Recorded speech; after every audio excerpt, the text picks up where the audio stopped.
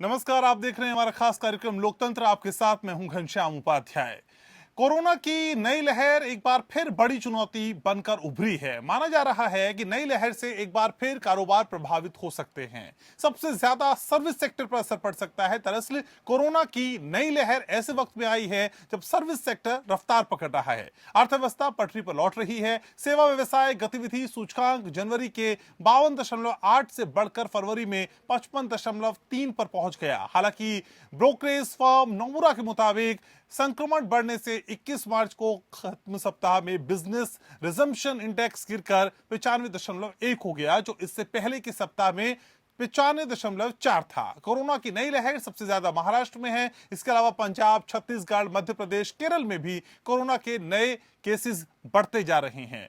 Barclays India का कहना है कि गुजरात, पंजाब, कर्नाटक, महाराष्ट्र का जीडीपी में योगदान 32% है। अगर महाराष्ट्र की तरह ये तीन राज्य भी लॉकडाउन 2 महीने का लगाते हैं तो करीब 5.2 बिलियन डॉलर यानी 0.17% जीडीपी का नुकसान हो सकता है। नाइट कर्फ्यू से भी होटल, रेस्टोरेंट और सिनेमा जैसे कारोबारों पर असर पड़ा है। व्यापारियों के संगठन confederation of all India traders की माने तो कोरोना के चलते होली और रंग पंचमी पर होने वाले व्यापार को 35,000 करोड़ रुपए का नुकसान हुआ। सवाल यह है कि अगर कोरोना की रफ्तार ऐसी ही बढ़ती रही तो क्या लॉकडाउन ही अंतिम उपाय है? क्या कोरोना की नई लहर कारोबार पर भारी पड़ेगी? क्या वैक्सीनेशन के बल पर कोरोना को मात दी जाएगी? बड़ा सवाल यह भी है कि कोरोना से अर्थव्यवस्था को कैसे बचाया जाए। आज विश्लेषण इस मुद्दे पर करेंगे, लेकिन उससे पहले इसी से जुड़ी एक रिपोर्ट आपको दिखाते हैं। क्या कहर ढहाएगी कोरोना की दूसरी लहर? क्या कारोबार फिर होगा प्रभावित? क्या लॉकडाउन से बिगड़ेगी अर्थव्यवस्था? कोरोना की नई लहर के बाद प्रतिबंधों से कारोबार प्रभावित होने की आशंका बढ़ गई है। खासकर सर्विस सेक्टर ज्यादा प्रभावित हो सकता है। केंद्र सरकार की तरफ से हाल ही में जारी किए गए आंकड़ों के मुताबिक फरवरी में 8 प्रमुख बुनियादी ढांचा क्षेत्रों के उत्पादन में 4.6% की गिरावट देखी गई। पिछले साल फरवरी में इसने 6.4% की छलांग लगाई थी। देश के पूर्व चीफ स्टैटिस्टिशियन और आईजीसी के निदेशक प्रणब सेन का कहना है कि अगले वित्त वर्ष के अनुमान मुख्य रूप से इस धारणा पर आधारित थे कि सेवा क्षेत्र 2019 से 20 के स्तर पर पहुंच जाएगा। दरअसल कोरोना की लहर ऐसे वक्त में आई है जब सर्विस सेक्टर धीरे धीरे उबर रहा है। सेवा व्यवसाय गतिविधि सूचकांक जनवरी में 52.8 से बढ़कर फरवरी में 53.3 पर पहुंच गया। हालांकि ब्रोकरेज फर्म नोमुरा के मुताबिक संक्रमण बढ़ने से 21 मार्च को खत्म सप्ताह में बिजनेस रिजम्पशन इंडेक्स गिरकर 95.1 हो गया, जो इससे पहले के सप्ताह में 95.4 था। हालांकि रिपोर्ट्स के मुताबिक महामारी की दूसरी लहर का ज्यादा असर नहीं होगा। अपनी हालिया रिपोर्ट में बार्कलेज इंडिया ने कहा कि 4 राज्यों गुजरात, पंजाब, कर्नाटक और महाराष्ट्र का जीडीपी में योगदान 32% है। अगर महाराष्ट्र की तरह ये 3 राज्य भी महाराष्ट्र की तरह लॉकडाउन 2 महीने का लगाते हैं तो करीब 5.2 बिलियन डॉलर यानी 0.17% जीडीपी का नुकसान हो सकता है। रेटिंग एजेंसी केयर की चीफ इकोनॉमिस्ट मदन सबनवीस के मुताबिक मौजूदा आर्थिक हालात में लॉकडाउन लगाना अच्छा विचार नहीं है। पिछले साल लॉकडाउन की वजह से लोगों की नौकरी चली गई और कारोबार बंद हो गए। अगर अब लॉकडाउन लगता है तो अर्थव्यवस्था को संभलने का वक्त भी नहीं मिल पाएगा। अभी लग रहे नाइट कर्फ्यू से भी होटल, रेस्टोरेंट और सिनेमा जैसे कारोबार पर भी असर पड़ रहा है। छत्तीसगढ़ और गुजरात में भी कई शहरों में नाइट कर्फ्यू लगाया है। व्यापारियों के संगठन confederation of all India traders की माने तो कोरोना के चलते होली और रंग पंचमी पर होने वाले व्यापार को 35,000 करोड़ रुपए का नुकसान हुआ है। वहीं केंद्र सरकार कोरोना की नई लहर को चिंता तो मान रही है, लेकिन फिलहाल लॉकडाउन की नहीं सोच रही है। सूत्रों के मुताबिक सरकार वैक्सीन के साथ आगे बढ़ना चाहती है। सरकार का मानना है कि जीएसटी कलेक्शन लगातार सुधर रहा है, जो सकारात्मक संकेत है। दरअसल पिछले साल भारत में कोरोना महामारी की शुरुआत में ही लॉकडाउन की घोषणा कर दी गई थी, जो लंबे समय तक चला था, लेकिन अब लॉकडाउन लगाने में राज्य सरकार हिचक रही है। महाराष्ट्र की महाविकास अघाड़ी सरकार में इसे लेकर मतभेद भी सामने आए हैं। जानकारों का कहना है कि इसके पीछे जहां आर्थिक मंदी का डर है, तो वहीं दलीलें दी जा रही है कि लॉकडाउन का मकसद अब पूरा हो चुका है। Bureau report. तो इस नई लहर के बाद किस तरह की आशंका उभर रही है उद्योगों पे और किस तरह का नुकसान हो सकता है, ये समझने की कोशिश कर रहे हैं। मेरे साथ बेहद खास मेहमान जुड़ रहे हैं, परिचय मैं आपका करा दूं। मेरे साथ जीपी श्रीवास्तव जुड़ रहे हैं, पूर्व सलाहकार एसोचैम। मेरे साथ मधुकर गुप्ता हैं, पूर्व आईएएस हैं। मेरे साथ प्रोफेसर यामिनी अग्रवाल जुड़ रही हैं, इकोनॉमिक्स्ट हैं। और मेरे साथ राहुल भार्गव, सीनियर डॉक्टर हैं। आप सभी का बहुत बहुत स्वागत। सबसे पहले जीपी श्रीवास्तव जी, आप ही के पास आना चाहूंगा। सर, कोरोना की नई लहर के बाद जो प्रतिबंध हम देख रहे हैं, उसके बाद कितना बड़ा असर आपको लगता है कि पड़ सकता है उद्योगों पर? देखिए, ये कोरोना का बड़ा अनफॉर्चुनेट इफेक्ट ये है कि उद्योग के ऊपर ये बहुत ही बड़ी एक तबाही ला रहा है जी। न इसका इम्पैक्ट जो एम्प्लॉयज हैं, जो इंडस्ट्री है, जो कंट्री है, ये सारे के सारे ही इससे बहुत ही बुरी तरह सफर कर रहे हैं। देखिए, उद्योग को जो है मार्केट बैडली अफेक्टेड है, एम्प्लॉयज की जॉब्स जा रही हैं और हम ऑन द कॉन्ट्रेरी अपने कमिटमेंट को फुलफिल नहीं कर पा रहे हैं। हम हर तरफ से मारे जा रहे हैं। तो ये तो एक बहुत ही बड़ी इस सेंचुरी की आप ये कह सकते हैं कि तबाही कही जा सकती है। जी, ठीक है। हमारे साथ प्रोफेसर यामिनी अग्रवाल भी। यामिनी जी, सर्विस सेक्टर की बात करें तो सर्विस सेक्टर पे कितना बड़ा असर पड़ सकता है, कितना बड़ा इम्पैक्ट इन प्रतिबंधों के बावजूद जो हम लगाने की सोच रहे हैं? जी देखिए, खासा असर पड़ सकता है। कोई भी सर्विसेज हैं वो अभी ऑलरेडी काफ़ी मुश्किलों में चल रही हैं। चाहे आप टूरिज़्म को ले लें, होटल्स को ले लें या और कोई भी सर्विसेज ले लें, उनके लिए दिक्कतें आ रही हैं क्योंकि ये सब एक जो ओवरऑल फ्लो होता है बिजनेस, वो जो है रुक गया है, जिसकी वजह से खासा असर देखा जा रहा है सारे बिजनेसेस के ऊपर। और ख़ास तौर पे जो एक कस्टमर ड्रिवन सेक्टर्स होते हैं, जो ज़रूरत के सेक्टर्स नहीं होते पर ऐसे सेक्टर्स होते हैं जिन्हें लोग इस्तेमाल करते हैं, उन पे ज़्यादा असर है क्योंकि लोग अभी जो है अपना खर्च रोक के बैठे हैं और जा नहीं रहे हैं बाहर। पर जैसे देखा जाए कि मास वैक्सीनेशन आ रही है और वो लोग बड़े प्राइड से उस वैक्सीन को लगा रहे हैं और आगे आ रहे हैं, उससे व्यापार और जो इकोनॉमी है वो वापस रिकवर करने के फेज में है और काफ़ी अच्छी रिकवरी नज़र आ रही है। सर्जेस के बाद भी लोग काफ़ी ऑप्टिमिस्टिक हैं और जैसे प्राइम मिनिस्टर ने कहा दवाई भी और कढ़ाई भी, वैसे ही जो है दवाई भी एक साथ चलनी चाहिए और लोगों को सेफ्टी प्रिकॉशंस कंटिन्यूसली मेंटेन करने होंगे ताकि वो व्यापार और इकोनॉमी और लोग आगे जाकर के एक नॉर्मल जिंदगी जी सकें। मधुकर सर, कोरोना की ये नई लहर तब आई है असल में जब सर्विस सेक्टर धीरे धीरे उभरता हुआ नजर आ रहा था, लेकिन सर अब जो अनिश्चितता के बादल छाने लगे हैं, ये कब दूर होंगे सर? इनको लेके हम किसी तरह के अजम्पशंस कर सकते हैं, किसी तरह की हम अभी से तैयारी कर सकते हैं? देखिए, जब इतनी बड़ी प्राकृतिक आपदा सारे विश्व में आई है, तो जब वापस सारी व्यवस्था ढर्रे पे आती है तो एक रिएक्शन भी आता है। तो हम उसी रिएक्शन को देख रहे हैं, पर इससे हमें कोई भयभीत नहीं होना चाहिए। ये रिएक्शन आना बहुत ही स्वाभाविक था जी। जैसे कहा जाता है, ग्रहों का जो असर है, जाते जाते भी ग्रह अपना असर छोड़ता है। तो ये जो ग्रह योग था, जो ये आपदा थी, तो अब जैसे अर्थव्यवस्था है या सामाजिक व्यवस्था है, जैसे जैसे जो डिरेल हो गई थी वो पटरी पे आ रही है, ना केवल भारत में, सारे विश्व में। तो ये रिएक्शन है जो और भी आपदाएं अगर आप देखेंगे तो उनका जाते जाते भी उनका असर देखने को नज़र आता है। तो इससे बहुत ज़्यादा हमें भयभीत नहीं होना चाहिए, परंतु अभी जो है, जो SOPs हैं लोगों को समझ में आ गए हैं एक साल में, तो पीपल आर फेयरली अवेयर कि क्या करना है और क्या नहीं करना है। परंतु इसमें मैं ये समझता हूँ कि कहाँ कहाँ जो आउटब्रेक स्पॉट्स हैं वहाँ पे थोड़ा सा मैं समझता हूँ सख्ती बरतने की ज़रूरत है। सारे देश में या सारी व्यवस्थाओं को ठप करने की आवश्यकता नहीं है। नाइट कर्फ्यू या जो भी है लॉकडाउन, अब ये नाइट कर्फ्यू का लॉजिक मुझे तो कभी समझ नहीं आया। अब अगर आप नाइट में, अगर रात को लोगों को रोकेंगे जाने से, तो जाहिर है वो दिन में जाएंगे। तो इनफैक्ट जो ऑफिस के टाइम है उनको भी स्टैगर करना चाहिए। तो जो दुकानें हैं, अगर मान लीजिए 10 बजे खुलती हैं तो 8 बजे खुलें। तो जितना लंबे अरसे तक दुकानें खुलेंगी तो भीड़ कम होगी, लोगों को ज्यादा समय मिलेगा। इसी तरह से नाइट कर्फ्यू लगाने का औचित्य क्या है? तो अगर आप नाइट कर्फ्यू नहीं लगाते हैं और लोगों की आवाजाही तो वैसे ही कम हो जाती है रात को, तो इसलिए हम लंबे अरसे तक लोगों को अपने जो रोजमर्रा के काम हैं वो करने दें, उनको और ढील दी जाए। जो टाइम है, दफ्तर के टाइम है या व्यापार के टाइमिंग है, वो सब वो तो और फ्लेक्सिबल बनाया जाए, लंबे बनाए जाए, ताकि भीड़ नहीं हो। अब जैसे आपने कहा कि सिनेमा हॉल्स हैं या ये मॉल्स हैं, रेस्टोरेंट्स हैं, पब्स हैं, तो उसमें अगर हम मान लीजिए कि पब 6 बजे चालू होता है तो 5 बजे भी चालू हो सकता है, तो उसका वक्फा बढ़ाया जाना चाहिए ताकि भीड़ कम हो।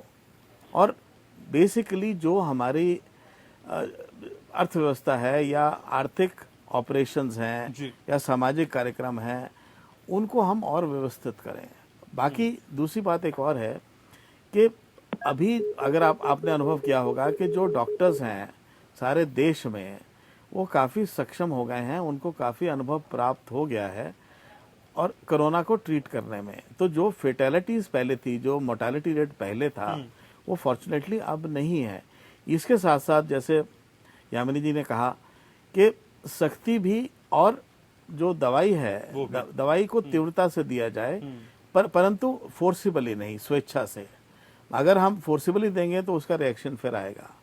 तो अच्छा, दवाई, मैं दवाई लेने गया डिस्पेंसरी में, तो दुनिया भर के सवाल जवाब किए जाते हैं, उम्र क्या है, फला क्या है, तो थोड़ा उसको भी सहज करने की, ईज ऑफ डूइंग बिजनेस हम कहते हैं, पर इसमें भी ईज ऑफ डूइंग बिजनेस नहीं है, तो थोड़ा सहज करने की आवश्यकता है। तो जो लोग भी ये प्रोटोकॉल बना रहे हैं, मैं उस दिन डिस्पेंसरी में जब गया तो 2 लेडी पुलिस कांस्टेबल्स थी। अब डॉक्टर्स पे आपको विश्वास क्यों नहीं है? पुलिस कांस्टेबल्स क्यों बैठा रखी हैं? तो मैं एक प्रश्न कर रहा हूँ इस व्यवस्था पे। तो कहने की बात यह है कि हम जो भी व्यवस्था चल रही है उस पर विश्वास रखें। ठीक है, जो व्यवस्था चल रही है उस पर विश्वास रखें और आगे की तैयारी भी हम अभी से करके चलें, तो फिर हम मात दे सकते हैं। डॉक्टर राहुल भार्गव मेरे साथ हैं, सीनियर डॉक्टर हैं। डॉक्टर राहुल भार्गव, असल में कितनी सीरियस दिखाई देती है ये सेकेंड वेव जिसका हम जिक्र कर रहे हैं, और सीरियस दिखाने के साथ साथ कितनी घातक नजर आती है? गद्दाम जी, सबको सुना मैंने। मेरा निवेदन सिर्फ इस बात का है कि क्या कोरोना जाने वाला है? क्या कोरोना जून तक, जुलाई तक, 2021 तक, 2022 तक, 2023 तक क्या गायब हो जाएगा? हमारे को कोरोना के साथ ही जीना है, ये जन साधारण को समझना आवश्यक है। वो एक वायरस है, वो ऐसा नहीं होगा कि हम एक दिन उठेंगे और चला जाएगा। हर साल इन्फ्लुएंजा से अमेरिका में 3 लाख लोगों की मृत्यु होती थी। क्या इन्फ्लुएंजा वायरस की वैक्सीन से वो कम हो गई? उसका आंसर है नहीं। तो कोरोना से हम क्यों डर रहे हैं? क्योंकि हमने कोरोना को मॉनिटर करना स्टार्ट किया। कोरोना में अगर 150-200 लोगों की मृत्यु होती थी, उसी प्रकार से टीबी से हर महीने और हर दिन 250 से 250 से 300 लोगों की मृत्यु होती है, और WHO कहता है कि हो सकता है 1200 लोगों की मृत्यु होती है। तो क्या हम टीबी को मॉनिटर नहीं करते इतनी तेजी से?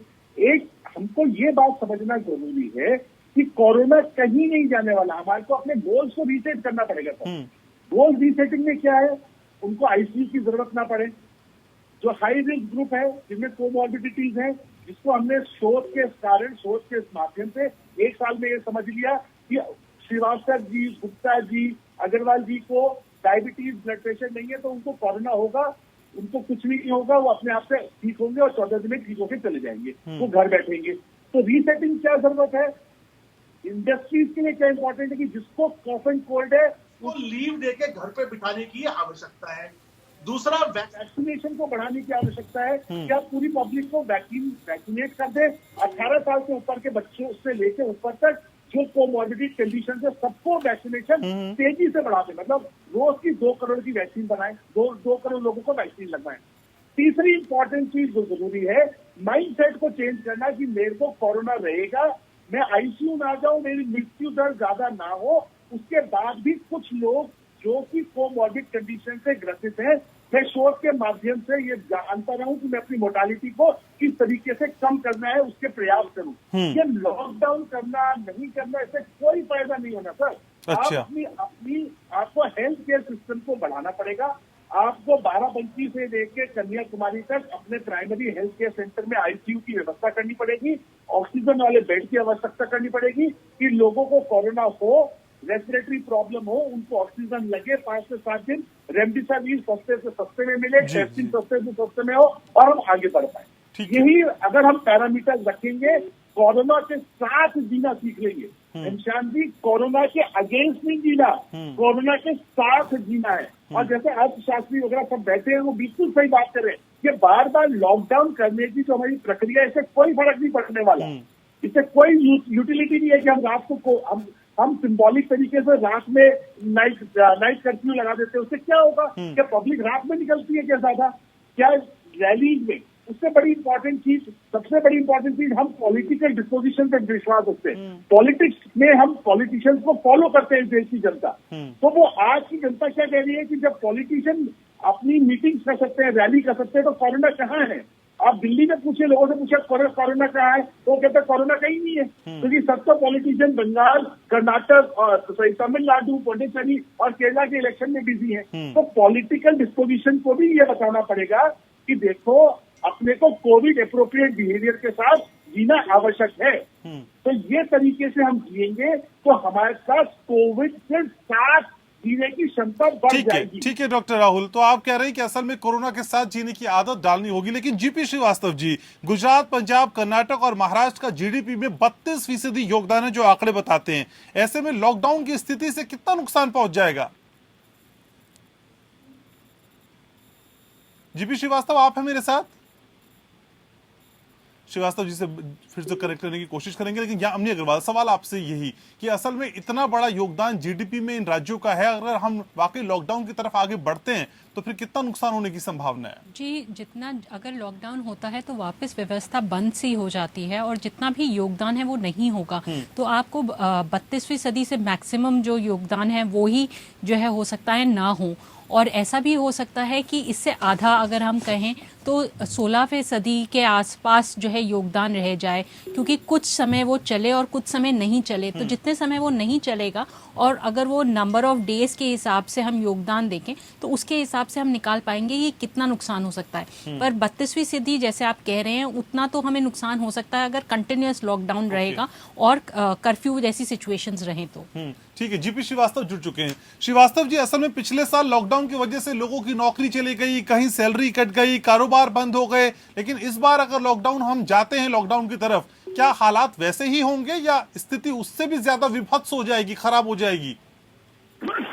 मुझे नहीं लगता कि सिचुएशन इतनी खराब होगी जो पिछले बार हुई थी। अच्छा, क्योंकि देखिए वो एक अनसीन सिनेरियो था जी। अभी लोग काफी इस पे, एक तो इनपुट्स अवेलेबल हैं, दूसरे लोगों ने अपने आप को तैयार किया है, तीसरा ऑप्शंस है वर्क फ्रॉम होम और other alternatives to perform the job. ये सारी चीजें एक साथ होने के बाद, लेकिन अभी भी कई लोग ऐसे हैं जो नौकरी फिर से नहीं पा सके हैं, जिनकी सैलरी कट रही है, वो अभी भी कट के ही मिल रही है। सर, आप उसी स्थिति से बाहर नहीं हो पाए, ओवरकम नहीं कर पाए?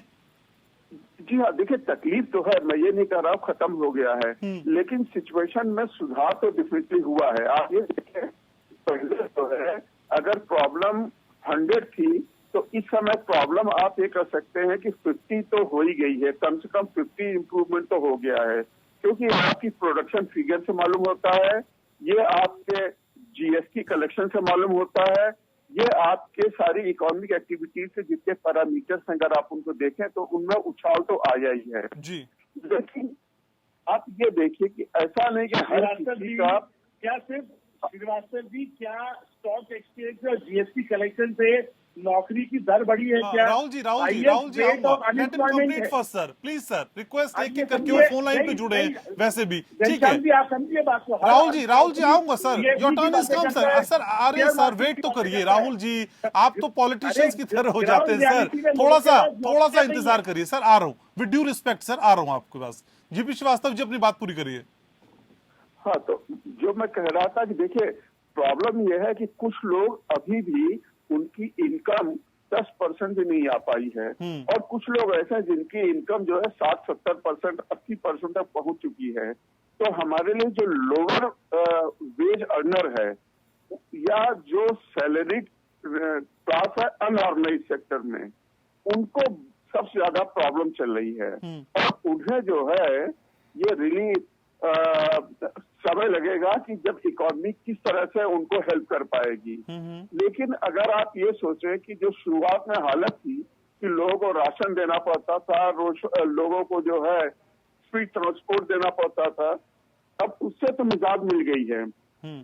फिर भी जो इंडस्ट्री है वो एडिशनल कॉस्ट के ऊपर भी जो है एडिशनल इनपुट कॉस्ट के ऊपर भी प्रोडक्शन करना चाहता है, पर्टिकुलरली जो मैन्युफैक्चरिंग सेक्टर है, गुड्स एंड सर्विसेज सेक्टर है, अगर आप इसको देखें। लेकिन जहां तक सवाल ये है जो ट्रेड एंड कॉमर्स है, इसको तो आप सुधार सकते हैं, लेकिन जो सर्विस सेक्टर है जिसके अंदर 1-to-1 डीलिंग है जी। उसके अंदर अभी भी लैक ऑफ कॉन्फिडेंस है और लोग जो है आज भी काफी ज्यादा चिंतित हैं। इसकी वजह से इकोनॉमी रिवाइव नहीं कर पा रही है इस सेक्टर के लिए, इस सेक्टर के लिए। इधर टूरिज्म बढ़े हैं, ट्रैवल बढ़े हैं, but hotel industry, theatres, malls, अगर आप इनमें देखें तो इनकी इकोनॉमिक एक्टिविटी में अभी भी बहुत ही ज्यादा गिरावट है। अब कंस्ट्रक्शन सेक्टर को लीजिए, वो थोड़ा बढ़ना शुरू हुआ है, इंफ्रास्ट्रक्चर बढ़ना शुरू हुआ है। जो लोग इसमें लगे हैं उनका तो आय में बढ़ोतरी हो रही है और ये एक कॉन्ट्रीब्यूटिंग फैक्टर है जिससे इकोनॉमिक डेवलपमेंट हो रहा है। ठीक है सर, ठीक है। लेकिन मधुकर जी, क्या आपको भी ऐसा लगता है कि स्थितियां सुधर रही हैं? क्योंकि जीएसटी कलेक्शन भी इस ओर इशारा करता है कि जीएसटी कलेक्शन में भी इंप्रूवमेंट हुआ है। क्या ये सब सुधार के संकेत है? बिल्कुल सुधार वही मैंने बोला है कि आप देखें हमारे जीएसटी कलेक्शन। सर आपके पास आऊंगा सर, मेरे पास और मेहमान भी जुड़े हैं, उनसे पूछ रहा हूँ। मधुकर जी, इसमें देखिए, अगर हम प्राकृतिक आपदाओं का इतिहास देखें तो ये चरम सीमा पे पहुंचती हैं, उसके बाद धीरे धीरे टेपर ऑफ होती हैं। इसी तरह से जो स्पेनिश फ्लू है 1918 का, उसको भी साल भर लगा था, साल भर के बाद धीरे धीरे वो टेपर ऑफ हुआ। तो ये भी अपने अपने ढलान पे है, इसका जो जोर है कम हो गया है। और जैसे मैंने कहा, इसको रिएक्ट हम कैसे करें, हमारे डॉक्टर्स, हमारे पैरामेडिक्स और जो अमला है सारा, वो कैसे रिएक्ट करे। जो लोग ग्रसित हैं कोरोना से वो भी सीख गए हैं, तो प्रकोप भी कम हुआ है और जो इलाज है वो ज़्यादा इफेक्टिव हो गया है। अब जब हमने पहले तो सब बंद कर दिया था, लॉकडाउन कर दिया था, उसके बाद जब ढील दी तो जैसे मैंने पहले कहा कि ये रिएक्शन आना बहुत स्वाभाविक था। तो ये रिएक्शन है, इसको हैंडल कर लिया जाएगा। विशेष तौर पे देखने की यही आवश्यकता है कि कौन से स्पॉट्स हैं, बम्बई में कौन सी जगह है, दिल्ली में कौन सी जगह है, वो आइडेंटिफाई करने की आवश्यकता है। कौन सी कम्युनिटीज़ हैं, कौन से नेबरहुड्स हैं जहाँ पे इसका प्रकोप अभी दोबारा देखने को मिला है, तो उस पे विशेष ध्यान देने की आवश्यकता है। कई जगह पहले आपने भी देखा होगा कि बहुत ओवर रिएक्ट किया है। मैं उदाहरण देना चाहूँगा, मैं एक फ्लाइट में जा रहा था तो एयरपोर्ट पे मैं गाड़ी से उतरा और मैं अपना टिकट निकाल रहा था बैग से, तो 4 कांस्टेबल आ गए, मेरे को घेर लिया कि साहब मास्क नहीं है।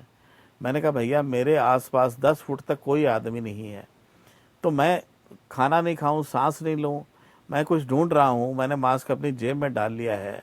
तो हम ओवर रिएक्ट भी कर रहे हैं। जो गेट कीपर्स हैं, जो एनफोर्स करने वाली एजेंसीज हैं, जो ह्यूमन रिसोर्स है, वो भी ओवर रिएक्ट कर रहा है।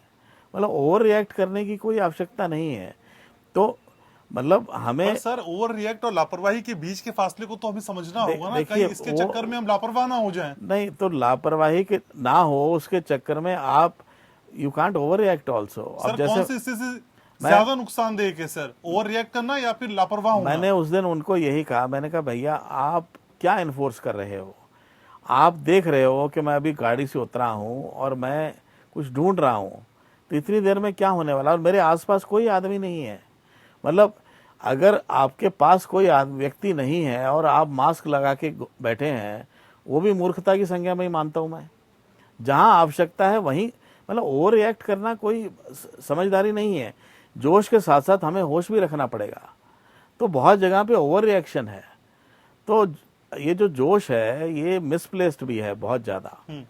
तो थोड़ा सा अब देखिए, पुलिस में भी या अन्य जगह पे भी गाड़ियों को रोक रोक के चेक कर रहे हैं, कहाँ जी मास्क कहाँ है। बेसिक ऑब्जेक्टिव आपका एनफोर्समेंट है कि ये जो बीमारी है, ये जो आपदा है ना बढ़े, पर जो लोग एनफोर्स करने वाले हैं उसका दुरुपयोग भी कर रहे हैं, तो वो दुरुपयोग भी रोकने की आवश्यकता है। अब मैं एक और उदाहरण दूंगा। एक हमारे पड़ोस में एक महिला को कोरोना हो गया। अब उसको फ़ोन के साहब अस्पताल में भर्ती हो जाइए, तो उन्होंने मुझे फ़ोन किया, तो उन्होंने कहा कि साहब हमारे पास इतनी आर्थिक पूंजी नहीं है कि हम अस्पताल में भर्ती हो जाएं। ये साल भर पहले की बात है। तो फाइनली जिस व्यक्ति का नगर निगम से फ़ोन आ रहा था, तो मैंने बात की, बोले कि सर फिर इनको बोलिए कि होम क्वारंटीन हो जाएं। तो मैंने कहा भैया ये पहले भी कर सकते थे, 2 दिन से आपने उनकी नींद हराम कर रखी है। तो पॉइंट ये है कि जहां हथौड़ी से काम चलता है वहां हथौड़ा क्यों यूज कर रहे हैं? Why do you want to use a sledgehammer? ठीक है सर। डॉक्टर राहुल भार्गव, क्या वाकई हम लोग ओवर रिएक्ट भी करने लगे हैं या लापरवाह ज्यादा हो गए हैं? और ये हम कैसे समझेंगे कि किस स्थिति में हम ओवर रिएक्ट कर रहे हैं और किस स्थिति में लापरवाह हैं? आपको किस तरह के मामले देखने को मिलते हैं डॉक्टर राहुल?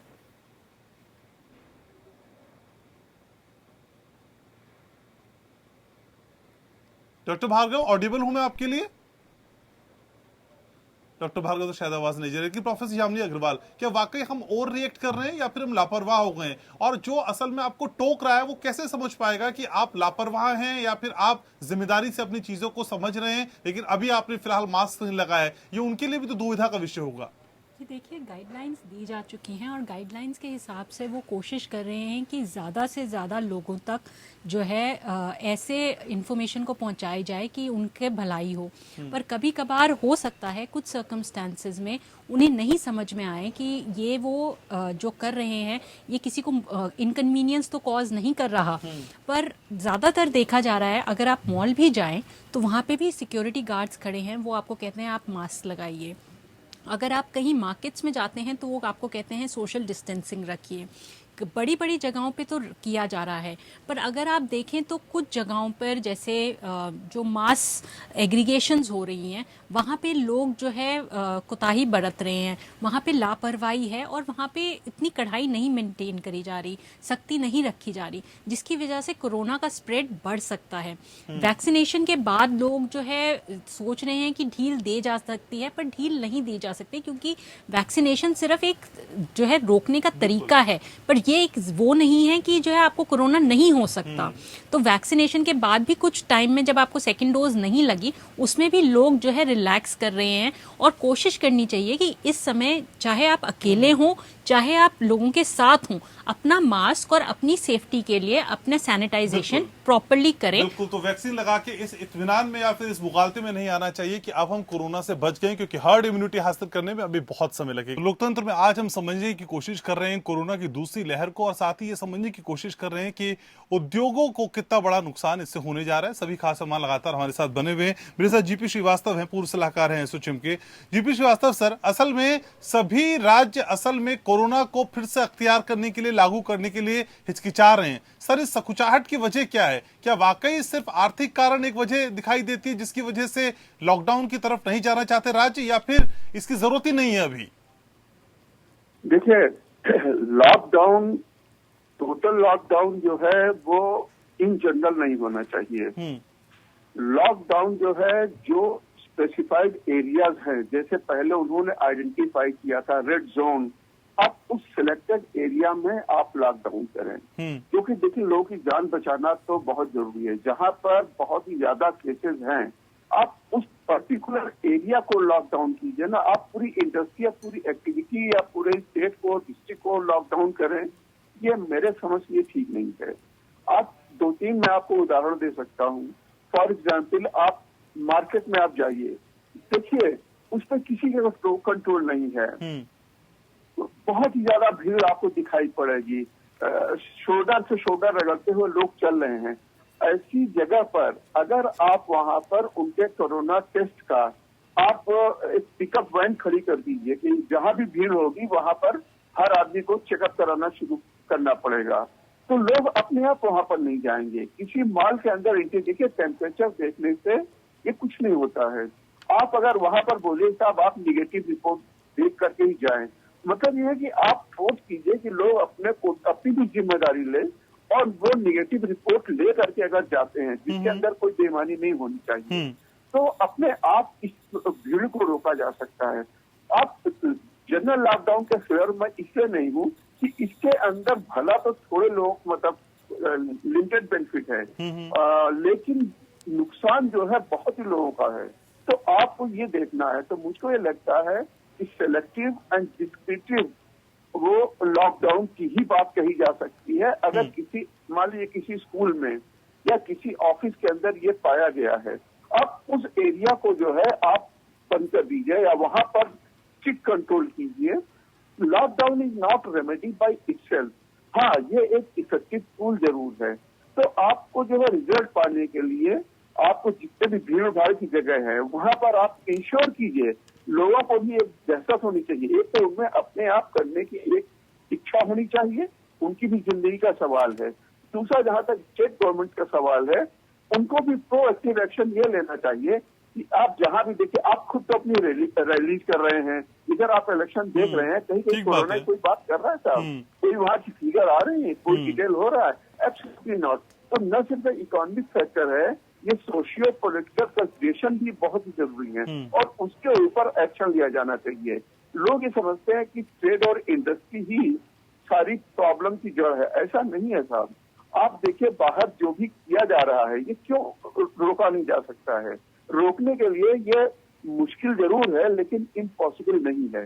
और जब आपको चॉइस है कि आप क्या टोटल लॉकडाउन में जाना चाहते हैं या एक मुश्किल कदम को उठा करके इकोनॉमी और जनरल पब्लिक की लिवलीहुड को बचाते हुए आगे बढ़ना चाहते हैं, तो मेरे समझ से दूसरा ऑप्शन बेटर है देन लॉकडाउन। मैं लॉकडाउन को बिल्कुल फेवर नहीं करता हूँ। लॉकडाउन शुरुआत में ये था कि लोग अनभिज्ञ थे, अभी देखिए इंजेक्शन ठीक है, तब समझने का मौका चाहिए था। लॉकडाउन के दौरान वो मौका लोगों को मिला और समझा कि असल में कोरोना क्या है। सर, आप मेरे साथ रहिए, मेरे साथ डॉक्टर राहुल भार्गव भी जुड़े हुए। डॉक्टर राहुल, मैं उम्मीद कर रहा हूँ मेरी आवाज आप तक पहुंच रही है। सर, मैं ये जानना चाह रहा था, कोरोना महामारी की पहली लहर में जहां एक दिन में 97,000 मामले में सितंबर तक का समय लग गया, वहीं इस साल फरवरी से मार्च के बीच ही 68,000 मामले सामने आ चुके हैं। सर, इस रफ्तार की वजह क्या है?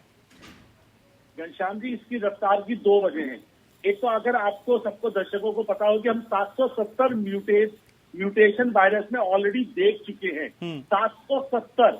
और आज की तारीख में जो पंजाब में 80% केस है वो यूके के स्ट्रेन के हैं जो यंग पॉपुलेशन को अफेक्ट करते हैं और बच्चों को भी अफेक्ट करने का मात्रा रखते हैं और हो रहे हैं। ऐसा नहीं है कि नहीं हो रहे।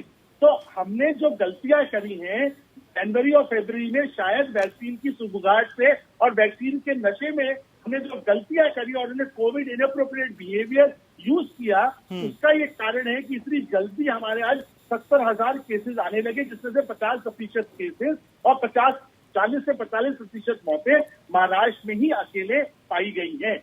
इसके साथ में ये भी जानना जरूरी है, मैं अपने तीनों पैनलिस्ट से पूछूंगा कि क्या कोरोना जाने वाला है, क्या कोरोना चला जाएगा?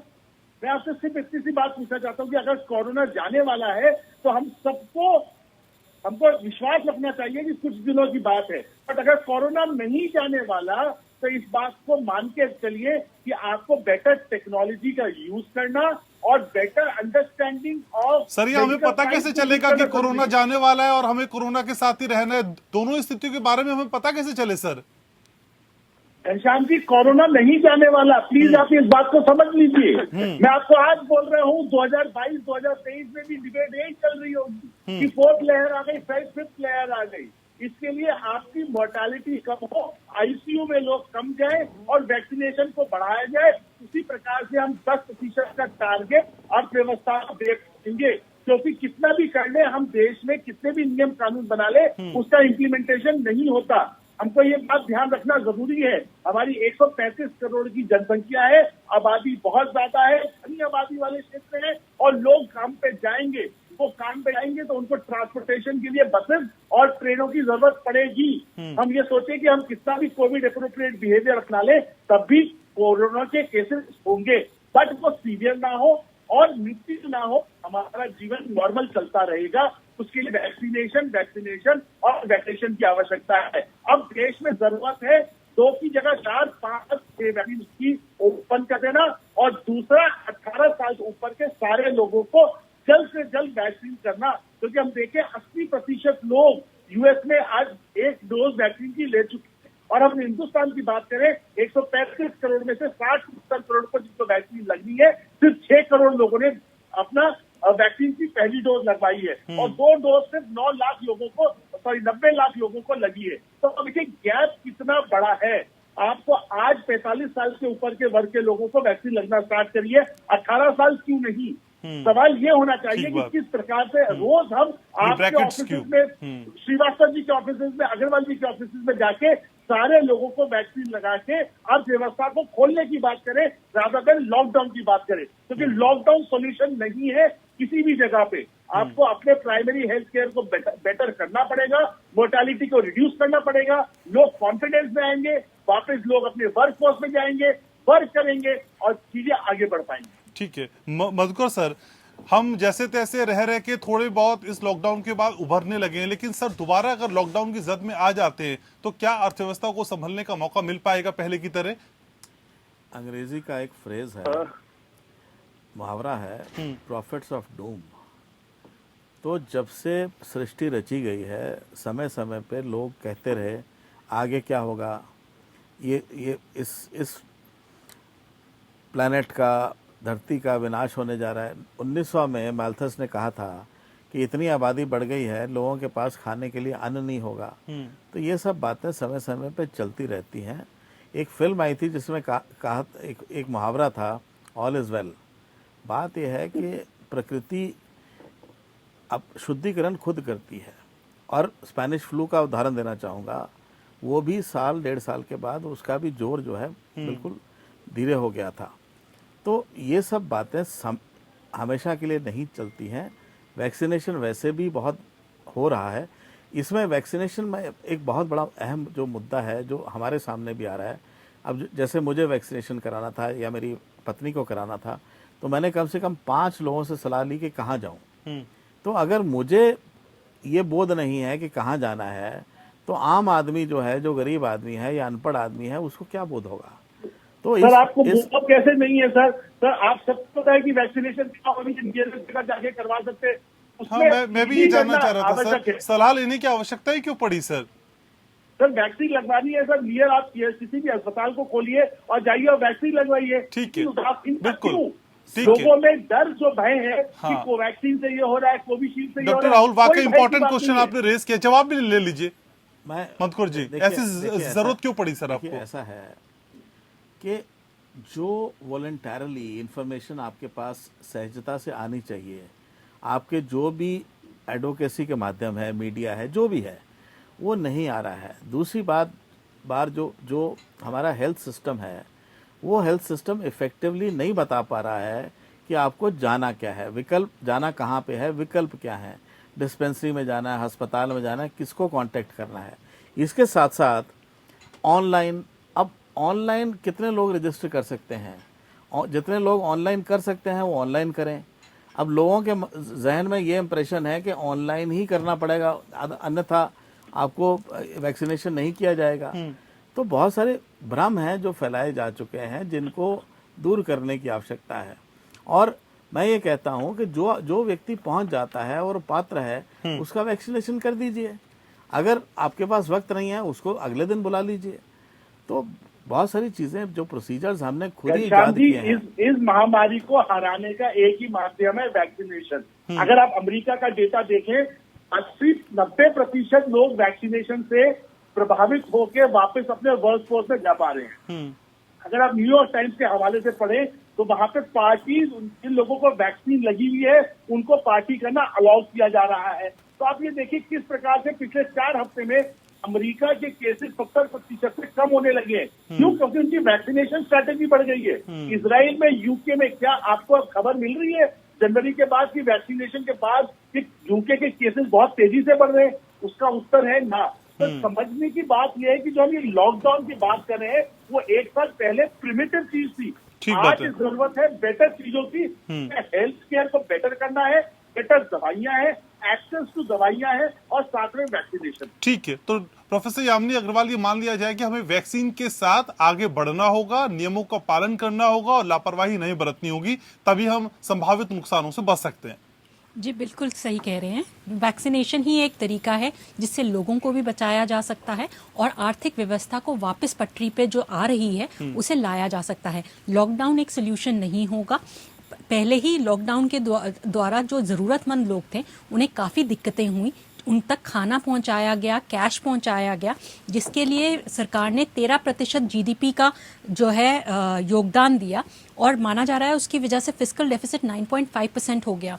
अगर लॉकडाउन्स किए जाते हैं तो जो ज़रूरतमंद लोग हैं उन पे बहुत ज़्यादा असर होगा और इसलिए लॉकडाउन की जगह ये वैक्सीनेशन और जो सेफ्टी मेजर्स हैं, ख़ास तौर पे अगर आप देखें तो लोग मास्क पहने हुए कंटिन्यूस रह रहे हैं और अपने आप को सैनिटाइज कर रहे हैं। ये एक बहुत ज़रूरी कदम है जिसको वो जो है मन से मान रहे हैं और गर्व से वैक्सीन को लगवा रहे हैं ताकि जो है आगे चल सके। ठीक है, तो जीपी श्रीवास्तव साहब, अगर लॉकडाउन ही एकमात्र ऑप्शन बचता है तो तब के लॉकडाउन में अब के लॉकडाउन में क्या बेसिक अंतर होगा सर? क्योंकि तब के लॉकडाउन का तो मकसद कुछ और था। राहुल जी, आ रहा हूं सर, हम सिर्फ चर्चा कर रहे हैं सर, हमारे कहने से भी लगने वाला नहीं है, आप चिंतित मत होइए। श्रीवास्तव साहब, देखिए, मैंने यही कहा कि देखिए, लॉकडाउन अपने आप में कोई सोल्यूशन नहीं है। ये एक तरीका लास्ट रिजोर्ट है जिसको आप ले सकते हैं, क्योंकि अगर वो सिचुएशन आ जाए कि लोगों की जान बचाना और कोई तरीका नहीं रह जाएगा तो जान बचाना तो प्रायोरिटी रहेगी इकोनॉमिक फैक्टर्स के ऊपर। लेकिन आप देखिए कि बहुत से तरीके हैं कि जहां से आप उसको कंट्रोल कर सकते हैं। आप ये क्यों सोच रहे हैं कि जो अब लॉकडाउन लगेगा वो उस तरह लगेगा कि 100% लोग बिल्कुल बाहर नहीं निकल पाएंगे। आप ये देख लीजिए कि जिन लोगों ने मान लीजिए वैक्सीनेशन करा रखा है, आप उनको अलाउ कीजिए। जिन लोगों ने मास्क लगा रखा है, जो सोशल डिस्टेंसिंग कर रहे हैं, यही अंतर मैं बेसिक समझना चाहता था सर आपसे। वैसे तो यही चीज जो है, या जैसे देखिए बहुत सी ट्रेड और इंडस्ट्री ने बड़े पॉजिटिव स्टेप उठाए हैं। उन्होंने, मैं आपको कई ऑर्गेनाइजेशन बता सकता हूँ, उन्होंने खुद इनिशिएटिव ये लिया है, जब हमारे जो भी एम्प्लॉइज हैं एलिजिबल ग्रुप में है, उनको हम खुद जो है, अभी देखिए 1 अप्रैल से 45 के ऊपर लोगों को शुरू किया गया है। तो नॉर्मली 60 के ऊपर रिटायरमेंट हो जाता है, तो एम्प्लॉइज 60 की उम्र के उद्योग ट्रेड में नहीं है।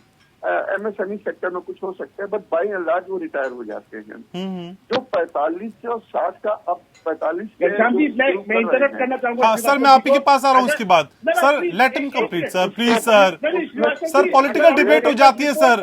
सर आज के पैनल को देख के तो मैं इत्मीनान में रहता हूँ कि शोर नहीं मचेगा। सर ट्रेड एंड इंडस्ट्री खुद इनिशिएटिव ये ले रही हैं कि वो अपने एम्प्लॉयज को भी परसुएट कर रहे हैं, अपने यहाँ खुद अरेंजमेंट करवा रहे हैं। मैं आपको यही बता सकता हूँ कि लोगों को ये कहा जा रहा है कि हम अपने यहाँ ही कैंप लगवाएंगे। बड़ी ऑर्गेनाइजेशन इस तरह अगर अपने यहाँ कैंप लगाती हैं, अपने यहाँ जो सैनिटाइजेशन का फुल प्रूफ सिस्टम करती हैं, अपने यहाँ जो लोग दवाई के साथ कड़ाई का भी प्रबंध कर सकती हैं, ऑर्गेनाइज सेक्टर का भी अपना एक इंफ्रास्ट्रक्चर होता है। ऐसी सुविधा मिलने के बाद आप बताइए वहाँ लॉकडाउन की क्या जरूरत रह जाएगी? बिल्कुल नहीं रहेगी। दूसरी बात यह है कि आप देखिए कि अगर आप लॉकडाउन बचाने के लिए, ट्रेड इंडस्ट्री को आप आगे चलाने के लिए, आप उनके साथ ज्वाइन हैंड एज पार्टनर, हर आदमी, देखिए हमारे यहाँ जैसे रेजिडेंट वेलफेयर एसोसिएशन है, ब्लॉक प्रमुख हैं, ग्राम पंचायत हैं, इनका बहुत ही बड़ा रोल है साहब। इनको सबको अगर हम इन्वॉल्व करके और इनके माध्यम से हम इस चीज को लें, सोशल अवेयरनेस करके, हमें लगता है कि लोगों ने इसके विकराल रूप को देखा है और वो उससे प्रिवेंटिव मेजर जरूर करेंगे। ये जो सोशल डिस्टेंसिंग को लोग अवॉइड कर रहे हैं, भीड़ लगा रहे हैं, ये चीजें रोकी जा सकती हैं और रोकी जानी चाहिए। ये ज्यादा जरूरी है, न कि आप जो है लॉकडाउन लगाएं। इस बात यह है कि आज जो है आप जिन मेडिसिन की बात कर रहे हैं उनको जो है मुफ्त मिल रही है। ट्रेड इंडस्ट्री अपना पैसा देने के लिए भी तैयार है। मैं आपको ये बता रहा हूँ, हमारे पास इसके काफी डिटेल्स हैं। अच्छा। लोग बोल रहे हैं कि हमें कोई फर्क नहीं पड़ता, हम 200-250 रुपए पर एम्प्लॉय देने के लिए तैयार हैं। एक इंजेक्शन के लिए 500 रुपए पर हेड पड़ेगा, लेकिन उसका एम्प्लॉय सुरक्षित हो जाएगा और उसका बहुत ही बड़ा मैन पावर एसेट बच जाएगा।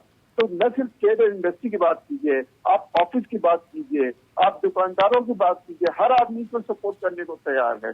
सिर्फ प्रॉब्लम वहां पर आ रही है जो अनकंट्रोल्ड मास जो मार्केट में टहल रहा है, इसके ऊपर सख्ती की जरूरत है। और मुझे लगता है कि अगर सख्त कदम उठाए जाएं जो उठाए जाने बहुत जरूरी हैं। जी जी, तो ये समस्या काफी समय तक समाधान हो सकती है। ठीक है सर, ठीक है। डॉक्टर राहुल बोलिए। एक ठीक है। चीज मैं और कहना चाहूंगा सर, जल्दी से। कि लोग बहुत भयभीत हो रहे हैं कि हमारी फिगर बहुत बढ़ रही है। तब बहुत शुरू में तो इतनी टेस्टिंग भी नहीं होते थे। आज तो मैं ये देख रहा हूँ लोग ही जागरूक हैं, उनको थोड़ी भी तकलीफ होती है तो वो जाते हैं टेस्ट करा अगर अपना टेस्ट भी करवा रहे हैं। देखिए कितने लोग वॉलंटरी टेस्ट करवा रहे हैं और इससे नंबर बढ़ रहे हैं जहाँ पर है वो। ठीक तो है। नंबर बढ़ना इतनी निराशाजनक बात नहीं है। निराशाजनक बात यह है कि आप जो है मॉब को अलाउ कर रहे हैं मास्क के बिना, बिना सोशल डिस्टेंसिंग के और बिना वैक्सीनेशन के। ठीक है सर। अगर इन चीजों को हम कंट्रोल कर लें, मुझे नहीं लगता कि लॉकडाउन बिल्कुल, तो जिम्मेदारी खुद की और नहीं महसूस करनी लगने होगी। वाला ठीक है, डॉक्टर राहुल भार्गव प्लीज अपनी बात बोलिए। तो एक कमेंट ये था, अगर हम नया डेटा देखें जो डॉक्टर रणदीप गुलेरिया ने बताया कि आपको मिडिल एज ग्रुप मतलब 21 से 35 साल के लोगों को ये वाला स्ट्रेन ज्यादा इफेक्ट कर रहा है। तो मेरा मानना ये है और हमारा रिक्वेस्ट भी है कि जो हम ये फेज वाइज मैनर में 45-60 साल की उम्र के ऊपर से 45 साल के ऊपर अब समय, क्योंकि 73,000-70,000 केसेस आ रहे हैं, हमें 18 साल से ऊपर स्वेच्छा से सब लोगों का वैक्सीनेशन स्टार्ट कर देना चाहिए। क्योंकि इस चेन को तोड़ने के लिए आपको एटलीस्ट 40 से 50 करोड़ लोगों को वैक्सीनेट करना पड़ेगा। अगर आप 1 करोड़ लोगों को रोज करते हैं तो आज से 50 से 60 दिन बाद आप पहली डोज दे पाएंगे पूरी, और दूसरी डोज देते देते आप समझ लीजिए 2 से 3 महीने लग जाएंगे, और 3 महीने में आपके नंबर कितने बढ़ जाएंगे। और आपकी वैक्सीनेशन की एफिकेसी जो है वो 60 से 70% है। इसका मतलब 30% लोगों को फिर भी होगा। तो इम्पोर्टेंट इश्यू ये है कि वैक्सीनेशन से हमारी एक चीज पक्की है कि भले ही कोविड हो या ना हो, पर वो सीवियर नहीं होता और आईसीयू जाने की जरूरत नहीं पड़ती। क्योंकि आपका रिपल इफेक्ट देखिए, जैसे कोविड हमारे अस्पताल में बढ़ने लगता है, हमारे आधे बेड जो है वो आईसीयू के कोविड वाले क्षेत्र में चले जाते हैं। जो लोग डायबिटीज, जो लोग किडनी ट्रांसप्लांट, जो लोग डायलिसिस, जो लोग liver transplant, bone marrow transplant, cancer के पेशेंट जो वेट कर रहे हैं, उन पे कितनी हानि पड़ती है। एक यूके की स्टडी ने कहा था कि 40,000 लोग कैंसर में स्टेज 1 से स्टेज 4 पे प्रोग्रेस कर जाएंगे 1 साल के अंदर, और वो सत्य होता हुआ दिख रहा है। ठीक है। तो इम्पोर्टेंट इश्यू इस बात की है कि हमारे को स्ट्रैटेजिकली यूज करते हुए डॉक्टर राहुल, वैक्सीनेशन को बढ़ाना चाहिए। डॉक्टर राहुल, नई इस वेव में हम देखने की रफ्तार तो बढ़ी है, लेकिन क्या संक्रमण ज्यादा बढ़ा है और जो मोर्टेलिटी रेट है वो कम हुआ है? क्या ऐसा भी है सर?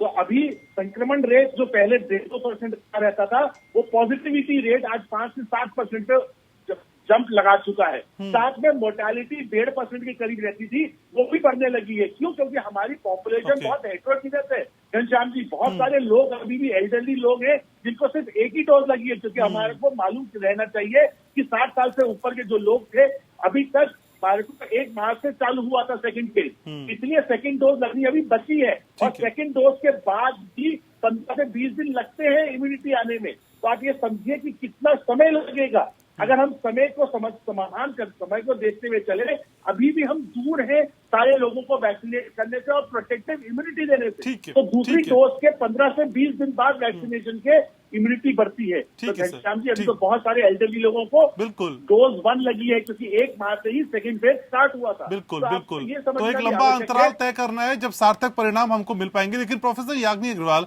क्या असल में अगर हमें आर्थिक नुकसान से बचना है तो हमें डिमांड को प्रोत्साहित करना होगा, मांग को हमें इम्प्रूवमेंट करना होगा?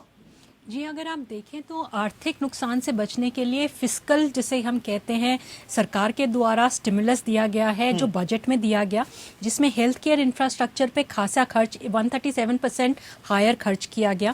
कोशिश ये भी की गई कि इंफ्रास्ट्रक्चर जैसे रोड्स, रेलवेज, ट्रांसपोर्ट, इन पे कैपिटल एक्सपेंडिचर हो ताकि लोगों तक रोजगार पहुंचे और जो है उसका एक मल्टीप्लायर इफेक्ट हो जीडीपी के ऊपर। ये भी कोशिश की गई कि जो मॉनेटरी स्टिमुलस है, जिसे जो आरबीआई है, उसके तहत इंटरेस्ट रेट्स को लो किया जाए और जो इंटरेस्ट के ऊपर इंटरेस्ट लग रहा था मॉरेटोरियम पीरियड के अंदर, वो वेव ऑफ किया जाए। इन सभी को देखते हुए ये कोशिशें की गई कि आर्थिक पुश दिया जाए या आर्थिक धक्का दिया जाए ताकि वो इकोनॉमी वापस रिकवरी के फेस पे आए। पर जब तक इकोनॉमिक रिकवरी पूरी 100% पे नहीं आती या पूरी तरीके से नहीं चल पाती, तब तक ये कहना कि वो वापस उसी आर्थिक स्थिति में पहुंच पाएगी या उस योगदान कर पाएगी, वो मुश्किल है। पर माना जा रहा है अंतर्राष्ट्रीय एजेंसियों के द्वारा भी और हमारे इकोनॉमिक सर्वे के द्वारा भी कि अगले साल हमारा जो जीडीपी ग्रोथ रेट रहेगा वो 11.5% रहेगा। बेस इफेक्ट जरूर है उसका, पर वो रिकवरी जरूर दिखाता है कि वो काफी ज्यादा होगी। चलिए, तो उम्मीदों के आईने में एक नया अक्स उकेरने की कोशिश करेंगे, लेकिन लापरवाह नहीं होंगे, जिम्मेदारी निभाएंगे। बहुत शुक्रिया आप सभी खास मेहमानों को आने के लिए, चर्चा में जुड़ने के लिए, अपनी राय रखने के लिए। तो उम्मीद करते हैं कि आज की ये चर्चा आपको पसंद आई होगी और इस चर्चा से कम ये जरूर सीखे होंगे कि हमको लापरवाह नहीं होना है और हर किसी को अपनी जिम्मेदारी का एहसास करना है, और कोरोना के लिए दवाई भी जरूरी है और कड़ाई भी। इसी के साथ लोकतंत्र में आज बस इतना ही। कल फिर हाजिर होंगे एक नए विषय के साथ। नमस्कार।